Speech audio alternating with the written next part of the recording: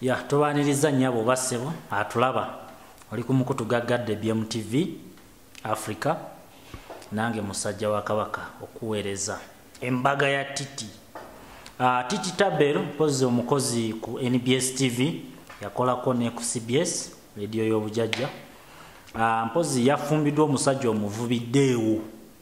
Nyeje buvuddeko Deo alina abakazi basatu Katiti wa kusatu kuba yamuwasiza embaga nenga mukyala mukulu ne mukyala namba 2 bavudde yawo ne boogera nti Deo musajja muvubi naate ye musajja atata sente ze. Kati awo ne tusuubira Titi Tabero kuba wali twamulaba Katongole nga yateeka mu Katongole sente oba Katongole yateeka mu Titi Tabero. Nze naawe naye nga ye muka Deo omusajja oyo muvubi agamba nti nengege naye logikuwa lubeera lutalo. Naye kati Titi Tabero tusuubire ki? Titi Tabero yagenda okuteekamu oba omusajja sente zonna amaze ebbanga azisevingira Titi. Oba omukazi omukulu yavuddeyo n'ategeezaawo nti yamugulira engoye yagula emmere ewaka yaweerera abaana. Ndakuba tukuwabukira ipaawo bw'omukazi ng'ayogera ne vidiyo zaawo maaso tujja kuba tuzita ku mbaga n'ebintu ebirala byonna ebyabaddewo ku mbaga eyaddewo. Ogenda kuba nga tubireeta mu maaso awo olabe vidiyo Titi yasanyuse bitya banga kiri amaze nga awaanaddewo.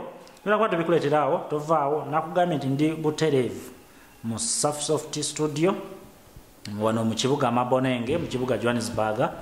Kulaba nga ekintu kyonna tukikwasaganya gamba gwayagala vidiyo ennungi omuyimbi oyagala audio video oyagala bifaananyi yakuba bulango jangu South Africa labe nga tukwasaganyiza ekintu kino ku miwendo emirungi Chameleone Bebekulu bayimbi mwenna abali e Uganda ziza bafana gwaliko mwena mujje tulabe nga Victor Kamenyo mujje South Africa yakuba twakwatira video ku miwendo emisamusamu Ssaabasajja Kabaka Wangale tuva ku BMTV Africa alongside Radio Baganda South Africa.